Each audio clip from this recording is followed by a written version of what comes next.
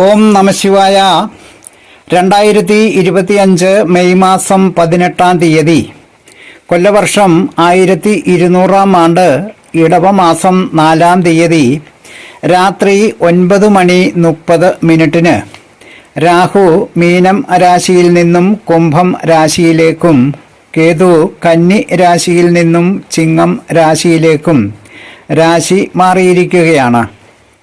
ഇതിൻ്റെ ഫലമായി കന്നിക്കൂർ നക്ഷത്രക്കാരായ ഉത്രം 2, 3, 4 പാദക്കാർക്കും, അത്തം നക്ഷത്രക്കാർക്കും, ചിത്തിര നക്ഷത്രം 1, 2 പാദക്കാരായ നക്ഷത്രക്കാർക്കും രാഹു 6-ാം ഭാവത്തിലേക്കും കേതു 12-ാം ഭാവത്തിലേക്കും കടന്നിരിക്കുകയാൽ ഈ കാലത്ത് ജാതകർക്ക് രാഹുവിൻ്റെ സഞ്ചാരഫലമായി വിദ്യാർത്ഥികൾക്കും ഉദ്യോഗാർത്ഥികൾക്കും ഒക്കെ പരീക്ഷാദികളിലും മറ്റ് മത്സരങ്ങളിലുമെല്ലാം തന്നെ വളരെ മെച്ചപ്പെട്ട വിജയങ്ങളും, ശത്രുക്കൾക്ക് നാശമോ അവർക്കുമേൽ വിജയങ്ങളോ അവരുടെ ശത്രുത മാറി മിത്രങ്ങൾ ആകുകയോ ചെയ്യുകയും, മനസ്സിനും ശരീരത്തിനും ആരോഗ്യവും ഉന്മേഷവും ഉത്സാഹവും ഉണ്ടാകുകയും, കേതുവിൻ്റെ സഞ്ചാര ഫലമായി ഇടപാടുകളിൽ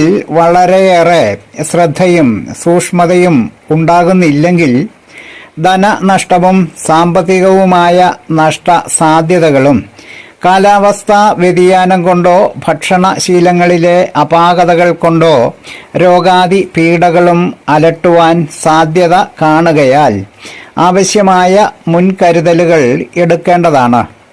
ദോഷപരിഹാരങ്ങൾക്കായി ശ്രീകൃഷ്ണ ക്ഷേത്ര ദർശനങ്ങളും വഴിപാടുകളുടെ സമർപ്പണങ്ങളും ഓം ഐം ഹ്രീം രാഹുവേ നമഃ, ഓം ഹ്രീം ഐം കേതുവേ നമഃ എന്നീ മന്ത്രജപങ്ങളും ഏറെ ഉത്തമമാണ്.